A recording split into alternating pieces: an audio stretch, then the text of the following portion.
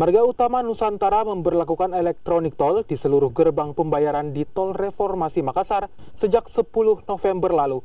Untuk memenuhi kebutuhan kartu, pihak bank telah mengeluarkan 300.000 kartu elektronik tol yang tidak dapat diisi ulang di retail terdekat.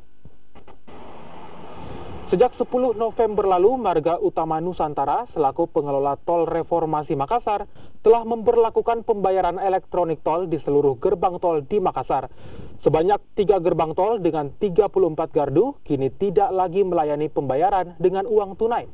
Bagi pengendara yang tidak memiliki elektronik tol, pengelola telah mempersiapkan petugas khusus yang menjual kartu ini. Pengelola tol juga menyiapkan alat bantu pengisian ulang atau top up di bagian pintu masuk tol yang dapat dimanfaatkan oleh pengendara yang lupa untuk mengisi kartu tol namun telah berada di jalan tol.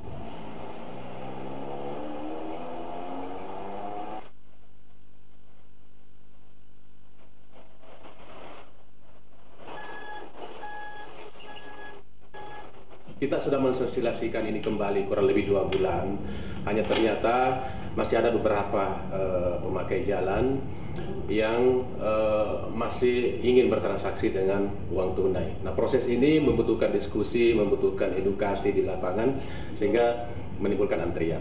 Tapi kita sudah menyiapkan tim, sudah menyiapkan petugas di lapangan untuk mengantisipasi hal-hal tersebut. Ada berapa gerbang tol, Pak, yang sudah menggunakan e-tol ini? Iya, total 9 gerbang tol yang ada di BUMN GTS ini, 34 gardu seluruhnya sudah uang elektronik. Ada